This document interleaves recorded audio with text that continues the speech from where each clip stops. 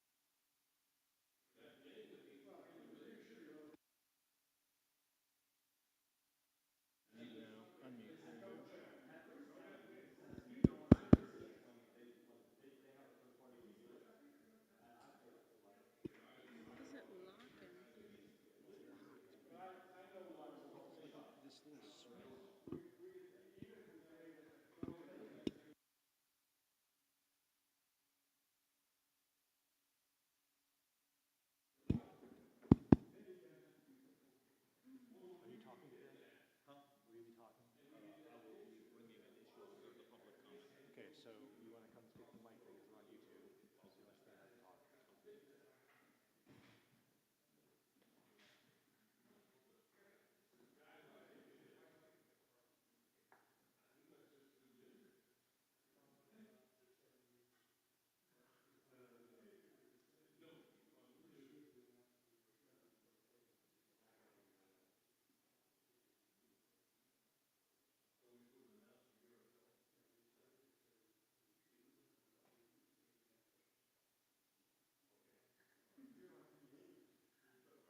Hey, Doug, watch what you say.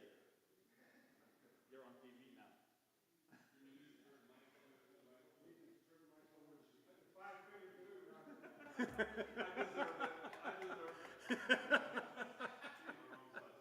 That's a friendly. I deserve it.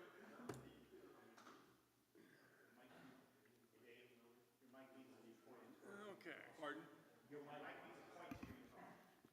He's on. All right.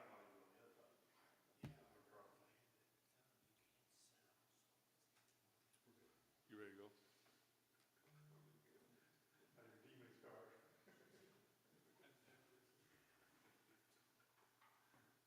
I'd get everybody's attention. We'll start this Drainage Board meeting this morning.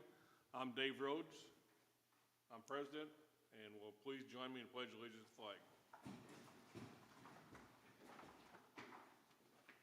Pledge allegiance to the flag of the United States of America and to the republic for which it stands, one nation, under God, indivisible, with liberty and justice for all.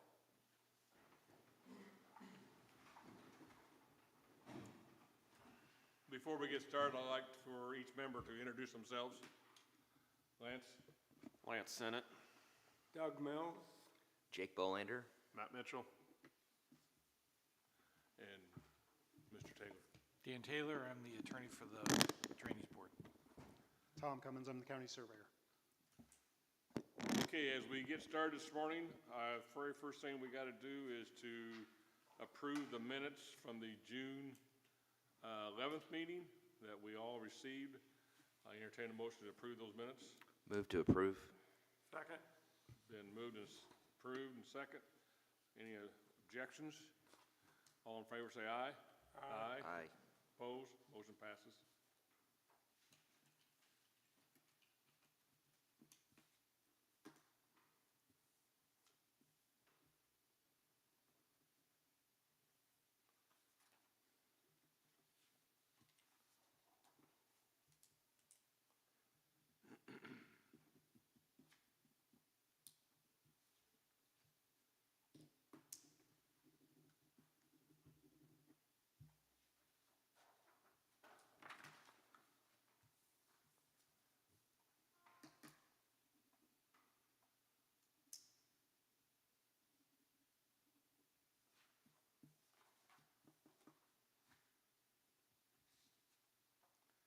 Okay, Tom, we got some petitions on the Albert Heisong 618 ditch.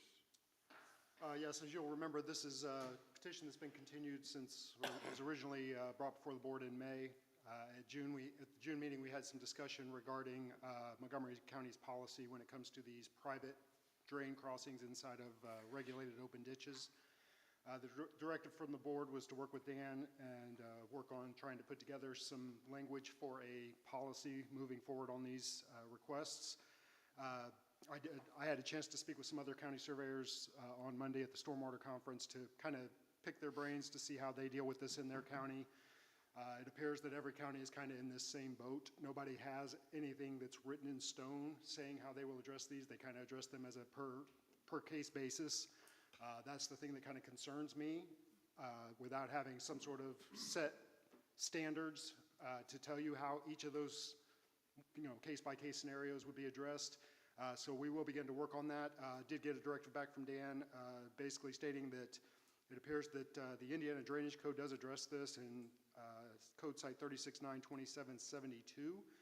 Essentially, the surveyor must be satisfied that the plans and specifications of a private crossing show that the structure will meet the hydraulic requirements that will permit the drain to function properly. We had discussion at the last meeting. Kind of the idea is we look at a drain. What is your current drainage status? What storm event are you accomplishing with that open ditch currently? And making sure that any structure that is placed within that open ditch does not reduce that current drainage status quo, basically.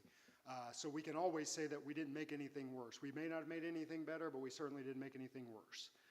That does seem to be with the other county surveyors that I spoke to. It seemed to be the beginning of the conversation when I asked them, how do you deal with this in your county? Every one of them, right off the bat, said, we make people designed to the 100-year storm.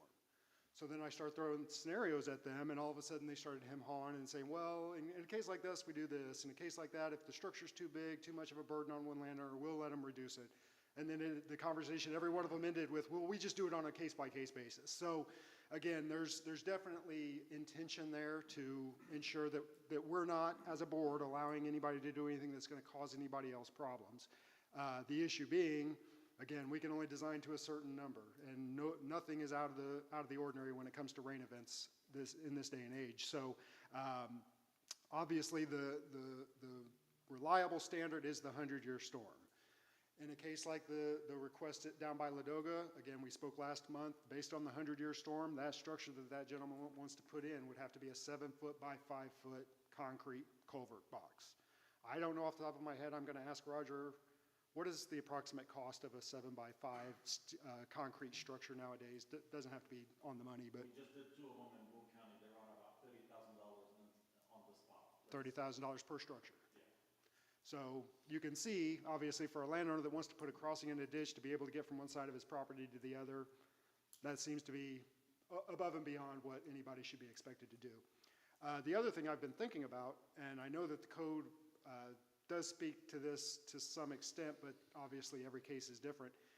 If a landowner is landlocked because of a regulated open ditch, does the drain have a requirement to put a crossing in? No.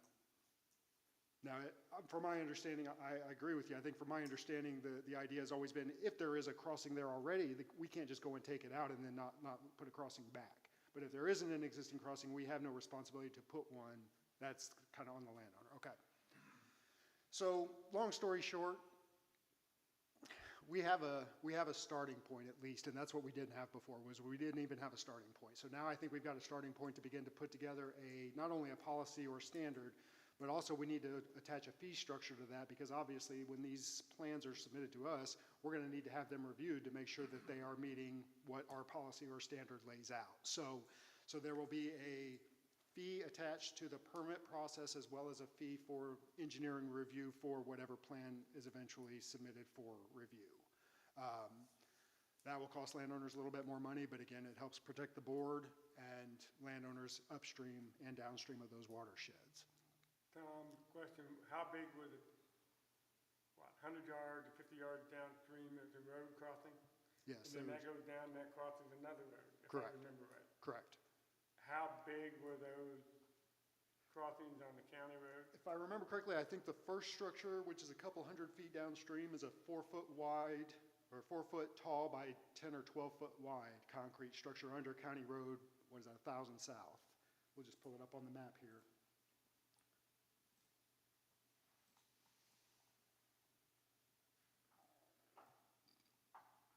So this is approximately where the landowner is wanting to put his structure. So then you've got the county road to the south, which is 1,000 South, and we pull up the card for that county road culvert. So yeah, you can see it's 4 foot high by 12 foot wide. That's at County Road 1,000 South. Then it travels to the south and to the west and crosses County Road 1025 East. And at that point, you have 60-inch culverts, but there's two of them, two 60-inch culverts side by side. The landowner originally requested putting a 60-inch culvert in for his crossing. As I mentioned before, traditionally, we use the slide rule basically to design culverts for situations like this.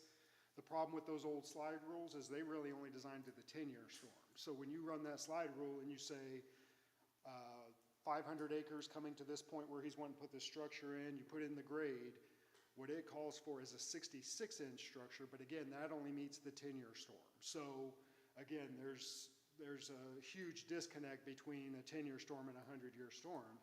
But again, as we've mentioned before, we've seen multiple 100-year storms. Just in my 20 years as county surveyor, I've seen probably 5 or 6 100-year storms. So while that made sense when it was originally enacted, it's not really the 100-year storm anymore because they are actually more common than once every 100 years. Well, that was a question when we had the discussion last month is, do we really require the private landowner to meet different standards than the county is using?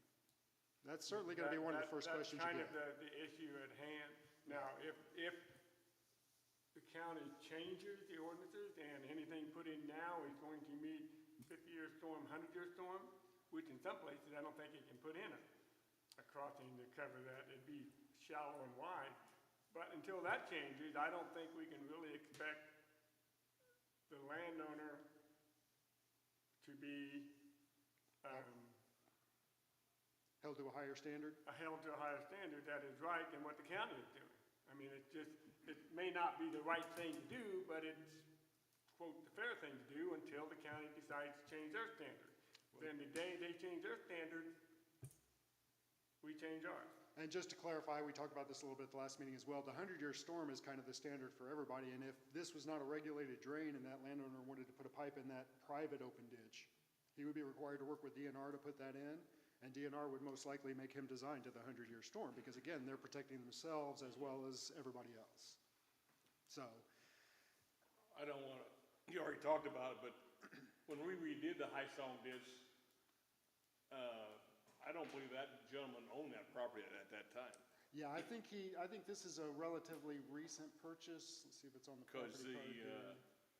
Yeah, in 2023, it changed hands, so this landowner's been there since the end of 2023. is when he Yeah, because purchased like it. say, Correct. and I think the open, I mean, is that not much of an open ditch up through there anyway, is there? It's, I mean, a 60, when he proposed the 60-inch and I went out there and looked at it, I thought, man, that's going to be basically right at the top of the bank or maybe even a little bit above the bank. And I put a call into Mr.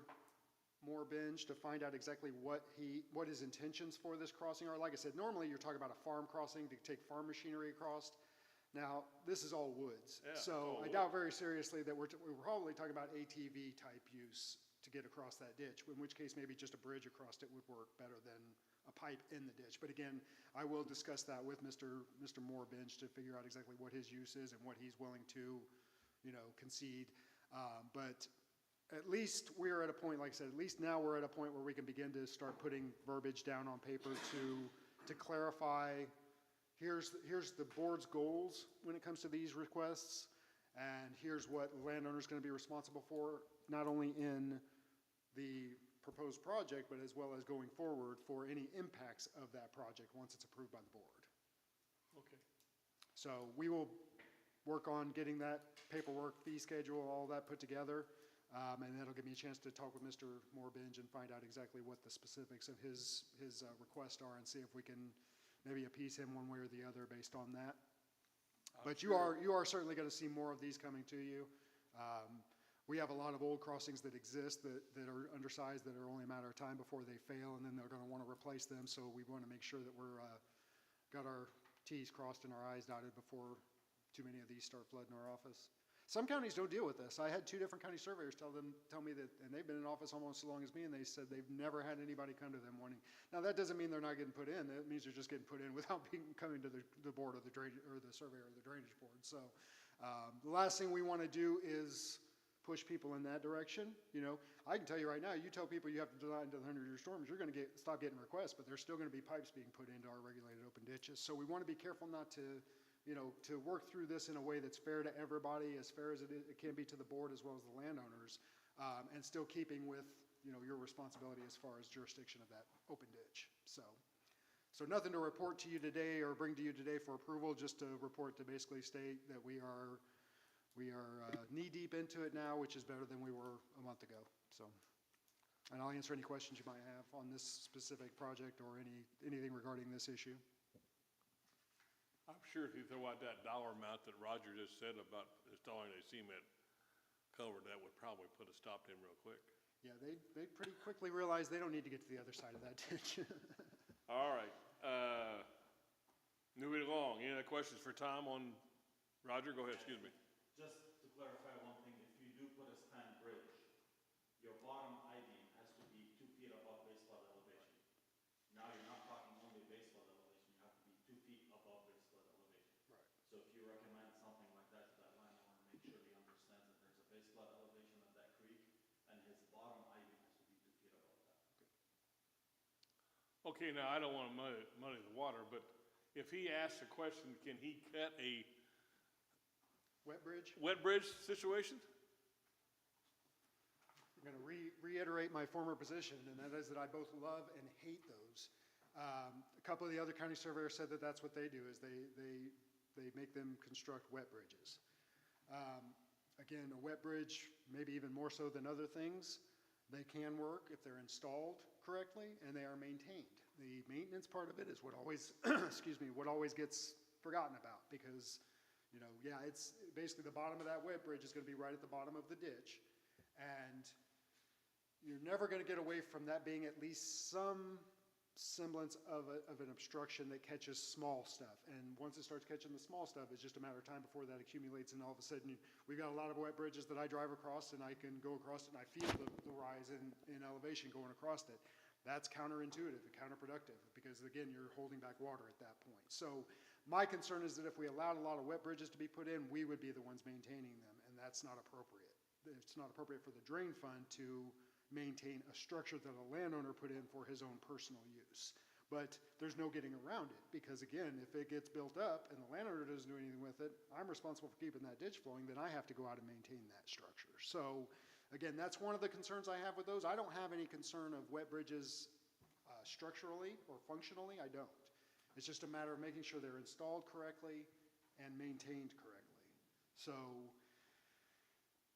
I know that the code does allow for, you know, when a landowner does something that damages a drain and then we have to go out and fix it, it does allow for some methodology of recuperating those costs from that specific landowner, but it's not a process that we want to be dealing with on a regular basis, and I'm just worried that might cause that. So, or even just oversight of those structures, saying, yes, you can put it in. County surveyor is going to go out every year and determine if there's any maintenance needed on it. Again, I'm out there on those ditches every year or two anyway to see what maintenance needs are on the ditch, so that wouldn't be that big of a deal. But again, you're always going to run into, okay, well, the surveyor says this is silted in and needs to be fixed. Now what? What if he doesn't? You know, then we're right back where I was saying before, where then we have to do it, and then we have to go through the process of trying to get that, recoup those costs back from that landowner. So, so I guess the long and short of it is I'm not against wet bridges. I'm just against wet bridges in my regulated drains. All right. Any other questions for Tom? Okay, moving along. Okay, so the next item on the agenda is we have nothing under old business, nothing under new business. New business, we have the drain fund transfer request. I've given each of you a copy of the drain fund transfer request after the spring settlements of 2025. You can see that the total amount is $65,327.37. So these transfers are for drains that are carrying a negative balance in the improvement fund. So they borrowed money from the improvement fund, so these funds are being transferred over to cover those debts.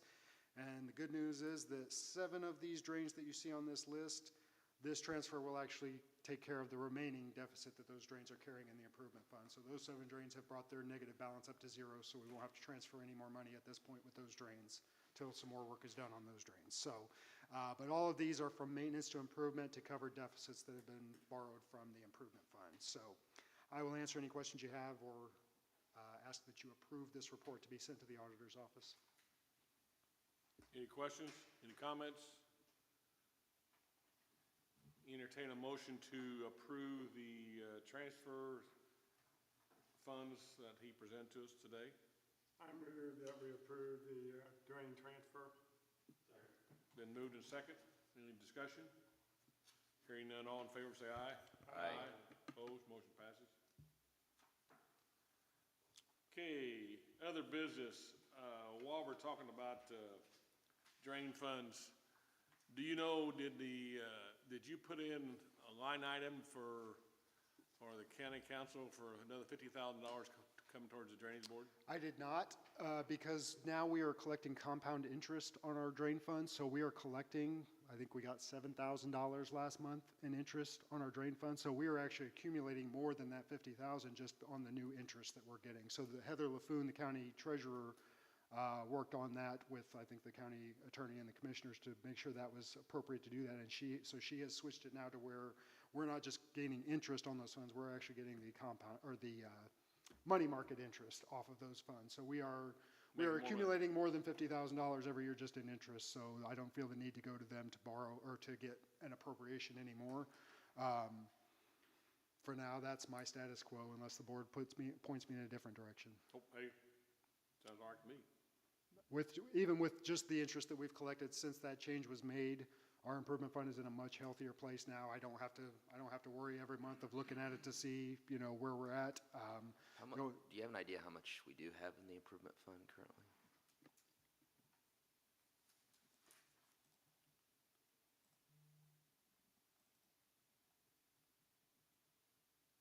So this is a spreadsheet or the ditch listing report from this month, but this does not reflect the transfers that you are approving today. So currently, our improvement fund currently is sitting at $643,565.25. Now I want to clarify without making anybody go cross-eyed. So each drain has its own maintenance fund. So every drain has its own bank account maintenance fund. Then you have the improvement fund, which is the money that, or the fund that is a balloon fund that any drain can borrow money from. Housed within that improvement fund are all of the reconstruction funds. So all of the drains that we've done reconstructions on where we're collecting either assessments or we're paying money toward a bank loan. So the improvement encapsulates all of the reconstruction funds as well. So while it looks like we have $643,000, sounds like we're in a great state, what we actually have is in the reconstruction funds, we have $945,220. We're carrying a deficit in the improvement fund of $300,000, which gives you that total balance of $643,000 in the actual improvement fund as a whole. Now, again, I know it's not like working with a regular bank account, so it could be a little daunting and a little confusing. So essentially, what we've done since I started in 2005, because we had no real funds available in maintenance or improvement, the reconstruction fund has always kind of supplemented the maintenance and the improvement funds. We're at a point now where the reconstruction no longer supplements the maintenance funds. The board has done a very good job over the last 20 years of raising assessments when needed, curtailing maintenance when it's not needed, and jumping into reconstructions rather than wasting money in maintenance. So maintenance fund-wise, we are great. We have $1.5 million in our maintenance fund. With all of the drain funds combined, is $1.5 million. Now, the $300,000 deficit that you're seeing in the improvement balance, that is twofold. One, that is representing all of the amounts that has been borrowed from the improvement fund. The other is we have almost $200,000 that we're waiting for reimbursement from NDOT on reconstructions that were done in 2024. So we are expecting that $170-some thousand any day now that will help take care of a lot of that deficit. But that deficit in the improvement fund is why we do these transfers, because we're borrowing money, which puts us in a little bit of a precarious place, because again, we have to rely on those reconstruction funds to kind of carry the weight, or carry the water. We have been in the last year alone, we've been in situations where our improvement fund was actually positive. Even without the reconstruction balances, we were in a positive place in our improvement fund, which is where we really want to be. So to clarify, just to keep it a little bit clearer as far as what our actual improvement fund is when you're asking how much do we have to borrow from for other drains. So the very first line on this, you can see the account that is called Funds Without Drains. They put a name to this. This is your general drain improvement fund. They put a name to it only for accounting purposes, because when they take money out and put money back in, they can't just say general drain improvement fund. They need a line item to take that from. So they call it Funds Without Drains. So you can see this balance is $64,921. Again, the $174,000 or $178, whatever it is, coming back from NDOT goes into that line item. So you actually have $230,000 is what we call our general drain improvement fund. Now, I can tell you when I started, That was big time in the you had no improvement fund, and yeah, it was actually in the negative. I still to this day, I don't know where we were actually paying claims out of, because all of our drain funds were actually negative in 2005. So now, once that money is recouped from NDOT, essentially $250,000 is what we have, with all things being equal, with all the debts. So you can see in this spreadsheet, there's this line that's the improvement balance. Again, you can see there are some line items with positive balances. That's not the way that's supposed to work. There shouldn't be any positive balances in the improvement fund, with the exception of Funds Without Drains. The improvement fund is for funds or drains to borrow from, but never to store money there. This is a reflection of how things were done before 2005 that got us in the mess that we were in 2005. So, but the drains that are carrying negative balances, so if all of the negative balances were paid back and the positive balances were shipped back to maintenance where they should be, $230,000, somewhere around there, is basically what we have as our improvement fund, all things being equal. But again, we're collecting $5,000 to $7,000 every month currently with the money market interest. Once we get that reimbursement from NDOT, that'll bump those balances up. We'll start collecting a little bit more interest every month on that as well. So we expect that $230,000, basically we should be increasing that improvement fund by close to $100,000 every year if we continue to collect the interest that we're collecting. So that's part of the reason why I didn't want to go back to the county council and ask for $50,000, because again, we're making more than that just off the added interest that we're collecting now. So, Okay. yeah. So the 16,000, that's in the positive, you said it really shouldn't be there. Correct. So is that A, does it get transferred, or B, is that a drain that's in the positive, and you don't have assessment on it for a Both. few years? Both, yes. So we actually, when we first started getting all of our assessments raised up and started collecting more money and getting into a little bit healthier financial situation, there were a lot more of these drains that had positive balances that we have already transferred back to maintenance. We got to a point, each time we did transfers like that, we got to a point where it was like, okay, well, we don't want to transfer anymore because we're going to run ourselves short. So we are at a place, once I get this money back from NDOT, chances are we'll go ahead and transfer all those positive balances back to the drain funds maintenance where it should be. But the second answer is also yes. Those balances are figured in with maintenance to figure out how much money that drain has in accounts to figure out whether it's on or off for the following year. Correct. Thank you. And I know that's a lot, so again, I'll answer any questions you might have if anybody's still awake. Well, I got more than I anticipated. You've learned your lesson, right? Dave, you've been here longer than anybody, and I can Well- tell you, it's still, even after 20 years, I'll go in and start working on this accounting, and I'll have to walk away from it because it's very easy to get it confused, because again, it's not like a general just checking account. You've got 3 different funds that some commingle with the other ones and some don't, and some drains use this, some drains don't, some drains use this, some drains don't. So it can be very confusing, and you can tell even in trying to report or answer questions for you, there is no one-word answer when it comes to a question about drain funds. There's Well, just I think none. the thing about it is it's education for all of us, because Right. it's just so complex that 99% of us do not understand how the processes work. Right, right. You know, and every once in a while, we just need a refresher course just to kind of bring ourselves back to level of where the money goes to and where it all comes, you know? And I know that back there, when we put all those drains back on assessment back there, whatever it was, you know, I always call it Drainage 101, because, we had a lot of people at those meetings wanting to know a reason why, but once we got the stories told and committed and told them what the process was, hey, everybody bought into it, but still, Yeah, it was a tense year or two when I started, because again, we had some very hard questions to answer, and none of us could actually answer them because nothing made any sense. So this system is designed to work a certain way, and it works well in that one certain way. The second you start tweaking it or revising it, that's when things go off the wall, off the rails pretty quick. And the other problem, again, like I mentioned, was this board has been very good about raising assessments when needed. We went through a very long period where people didn't want to raise anybody's assessment because it didn't make them popular, and it's not an easy way to get reelected. So we spent a lot of time and energy, and we still do to this day. I mean, every year we're having assessment hearings to raise assessments, and that's not just because we're government and trying to take every penny you have. It's a matter of how much maintenance is that drain needing, because ultimately you really shouldn't have to borrow from the improvement fund. If you've done your due diligence as far as this is how much I expected to spend on maintenance each year and making sure you're collecting that, it's really those major problems that come out of nowhere. Those are the situations where you may need to borrow from that improvement fund. But again, they spent years borrowing from that improvement fund with no plan for how they were going to pay the fund back. We don't do that. That's why we've got that policy stating if any drain goes into the red for a certain amount, we don't have a choice. We automatically set a hearing to raise that assessment to make sure that we don't end up in that same boat. But those positive balances, that's a direct reflection of how they used to do things in the past. If any of you want to break down on that, call me. I'm not going to discuss it in a drainage board meeting, but I mean, again, it is, even, I've been training Bree on it, and I even hit points where I kind of have to step back because I've confused myself.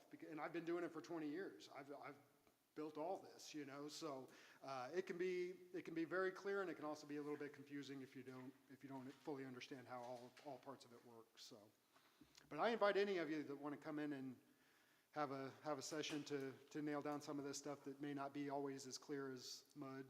You're good. all right. Doug said he wants to be first. All right, moving along, public comments. Go ahead, Roger.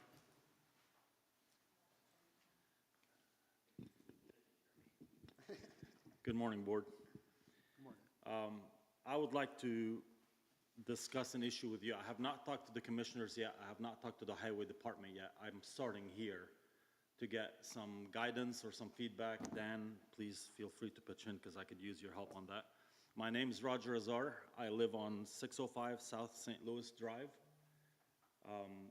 We live in the Big 4R subdivision. Just to be upfront with everybody, Doug Mills lives in that subdivision and Tom Cummins lived in that subdivision. So if there's anything the board needs to make a decision on, take that into consideration, please. We are having issues with flooding along 50 South. The area that extends from 200 West going east all the way to Mr. Mills' driveway, which you could see there. It's a brand new driveway that he had put in. That ditch is more than filled in. It is silted to where the culverts are just about half full, if not better than that. They do not drain well, and when we have a large storm, we're getting a lot of flooding in that area. The issue is obstruction. I had to say the word obstruction because that brings the board into the realm of it. There are 2 or 3 culverts that historically have been 15 or 18-inch culverts, and they started to dilapidate. And what they did, they took 12-inch pipes and sleeved them in. So those 12-inch pipes became obstructions along the driveways heading towards 200 West. With that happening, every time we have a large storm, you see flooding in Mr. Cummins' front yard. There's about 4 to 6 inches of water standing in his yard all the way up to almost to his garage. I've never seen it to the garage, but it's pretty damn close. And then, so he floods on 2 sides. He floods on the front along 50, and then he floods along Big 4 Arch Drive. And the hackers that live across from Mr. Cummins, they also flood on 3 sides. They flood along 150, along Big 4 Arch, and then the back ditch, which backs up because water can't flow correctly.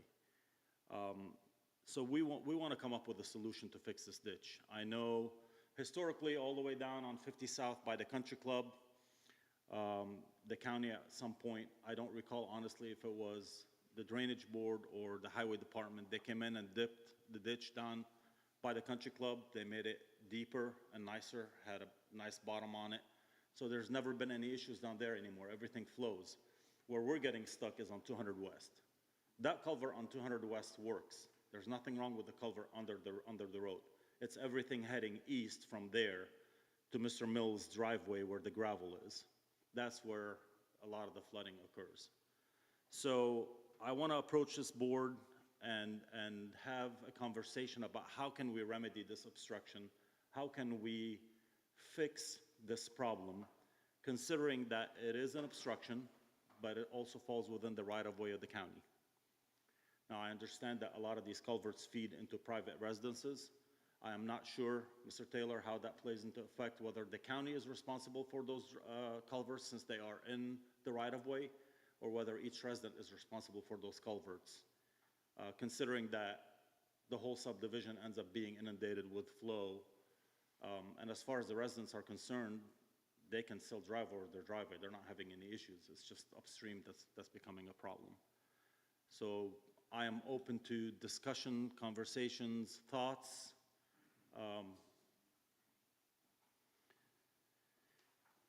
Question, Yes, sir. on the blacktop that goes past that place, back to the east, is there a break in there someplace where it goes, the water goes the other way and then it? Just about the edge of the photo. From the edge of the photo? Yes, on the property that you see the new drive, the asphalt drive, Tom? Let me show you. There's this new asphalt drive that comes up here and connects right about right there. Right, That's the natural break. Everything from here goes this way, everything from here starts falling goes the other back. way. Yes. But you said from the road that comes in, right here where the water is good, This is where the problem starts, because from here to here, the ditch is so shallow, and there is a 12-inch culvert under this drive that is more than sufficient to capture the water that comes through that ditch. It's a very shallow swale. We have not had any issues with that culvert that goes onto Mr. Mills' property. The problem starts from that culvert going downwards with the obstructions under all those driveways with the smaller culverts. And you can see that the culvert down at 200 West, I think, is a 16 or 18 inch. But then upstream from that, you start going to 14, to 12s, to 14s, to 12 again. And every time there's a 12-inch culvert, that's where the backup is occurring. why, I don't have nothing involved with it myself, but I would think that the residents, when they got the permit to build their houses and driveways in there, that was their responsibility to put their culverts in, was it, or is that the county deal? No, sir, it's private. That's private. Yeah, they have to get a permit from the county for the right way. Yeah, so the county commissioners dealt with this issue a long time ago. It's their right-of-way, it's their side ditch to their road, so it's going to be in their jurisdiction, Jake. That's good news for you. But it has been a problem as long as I can remember, starting right at the entrance to Big Four and moving to the west. It has always been an issue. So the county did reconstruct that side ditch at some point in time, and I believe caused the landowners to resize some of their driveway culverts. But it's been a while, and if there is a problem there, because it's the county road ditch, then it should go to the commissioners, who should come up with a solution. We're talking about stormwater here, not legal drains, but I know that this area, because of, well, two things. One, it's surrounded by agricultural land, but also there's a lot of fall there to the north, because of Big Four. It's just a lot of fall as you go, not just in that subdivision, but the entire area. Can you zoom back a little bit? You know, you're actually, as you go to the south there, you're dealing with one of the higher parts of the county. That area generally, where's, Barry Brown's properties there at the corner. corner. Yeah, so it's kind of all downhill. It all goes into the pond.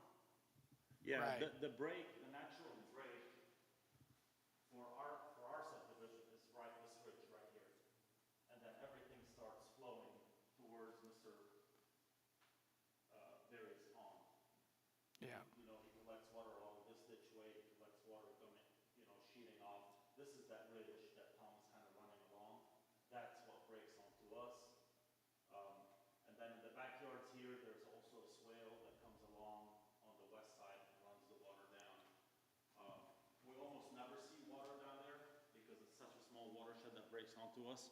I think it pretty much just gets all absorbed before it hits even the mills. Have you ever seen water in your backyard running on that west side? zoom in on the subdivision again. With enough rain, Yeah. And Roger, aren't there small detention or swales within the subdivision? Because when the county worked on this before, we dealt with some of the internal, how the water flows internally also. And so there are a couple places, in fact, I think we had maybe I think you call it the Hacker property, I don't think it was then, but they had to do some perimeter tiling on their west property line, as I recall. I could be wrong, but as I recall, to assist with some ponding of water was taking place to give it a free flow, I guess, is the way I would say, for that. But, yeah, I think this, Then, a couple of things. I don't think that's possible on the west side of Hackers because the center line of the ditch along 50 and where their ditch goes is just about as flat as it can get. So to have a perimeter drain discharge, it would have to be 3 feet below ground. So there's not a possible outlet for that drain there. And then there is no temporary or permanent water holding measures in our subdivision. Everything flows. What was the subdivision? Gulf View Estates had 2 ponds that held water. And I don't know if we dealt with that at one point. okay, maybe. And that may have been the one you're Yeah. thinking about. This one never had any detention or there's really not even a hole for water to sit in. The No, on water this just- property, though, there was some measures, the owner had to take some measure way back then when we did the work on the county ditch. But I think it's clearly, with all due respect, I think it's clearly a county commissioner's issue, highway department.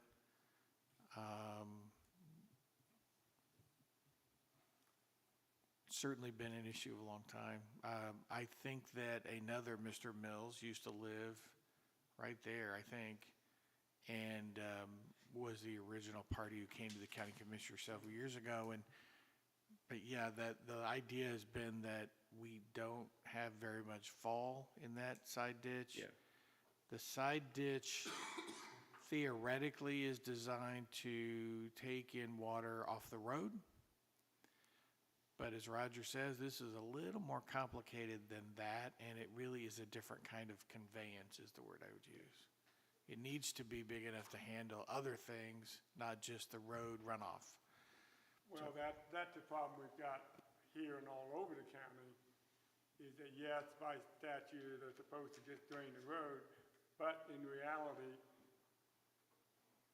those side ditches carry all the water from the property upstream Adjacent. from those ditches. And so, you know, it's kind of a rock and a hard place. I mean, it's not only here. There are a lot of places where these were put in before the standards that are in play today. Well, approved by the city, I'll just say. Now, just because this may end up in Jake's lap, I have taken shots on that roadside ditch. We have plenty of fall from 200 West going back to our subdivision if it's dipped correctly. We will have excellent flow. We will have no issues at all. The problem is that it's been sedimented over the years. Like I said, half the culverts are clogged in. My concern is if I approach the highway department and they dip the ditch, that's a great start to start with. We still have those 12-inch culverts that we have to deal with.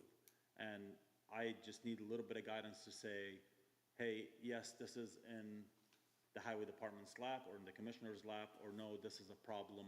We'll dip it you change the culverts. You know, which way do we want to proceed? Because we cannot just continue to come back 10 years from now when I don't have any more hair to have the same conversation, you know, whether it's with the commissioners or whether it's with the drainage board. This has been ongoing. I've been there for 5 years and we've been talking about this thing for 5 years. And that's just 5 years. He's been there he built his house and, you know, Question I've got, is there a homeowner association out there? there is. Okay, now the people who live along 500 there, or not 550, do they have to pay in the homeowners association? The hackers only. Hackers and Cummins.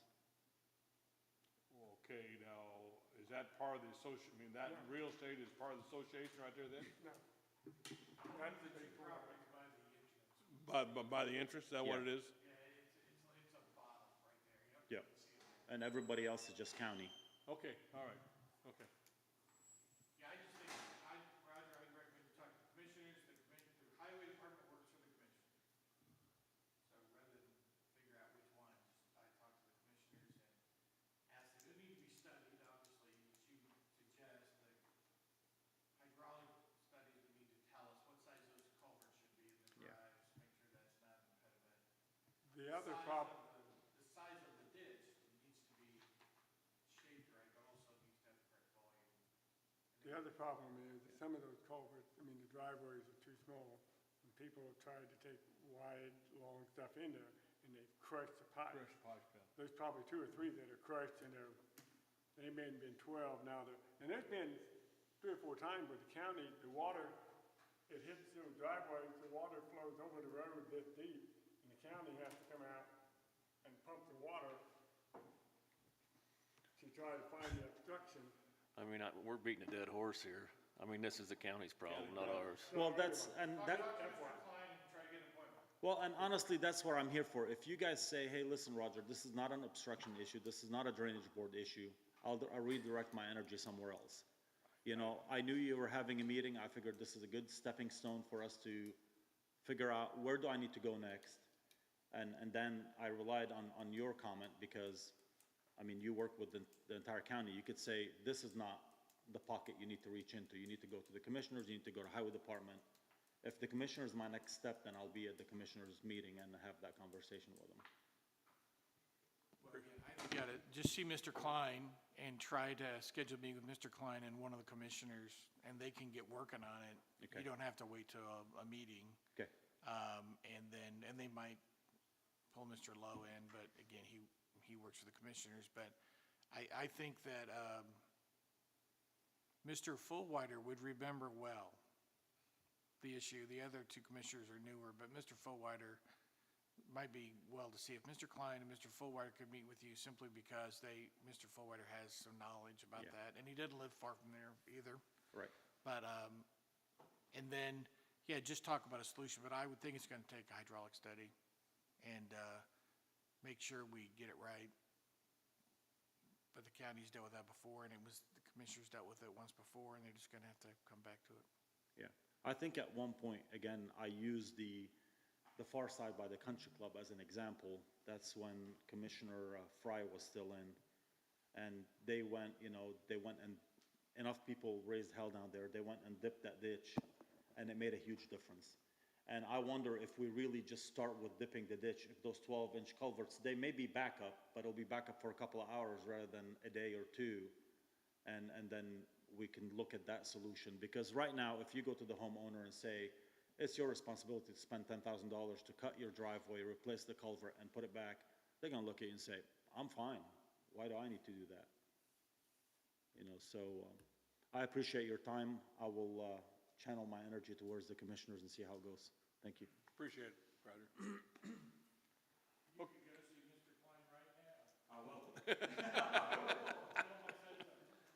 Okay, anything else on public comments? We will meet again on Wednesday, August the 13th.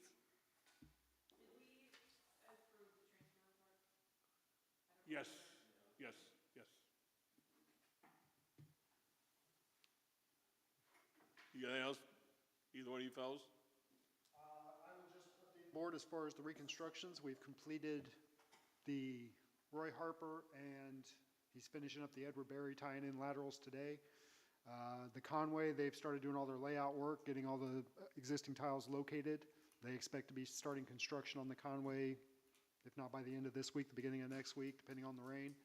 The Samuel Humphrey, we haven't started on because with that situation, it's laying wet with all the rain that we've had. It hasn't had a chance to dry up yet. So we're about 50% done with reconstructions for this year. So just an update. Any board members got any comments? If not, I'll entertain a motion to adjourn. Moved. All in favor, say aye. See you August 13th.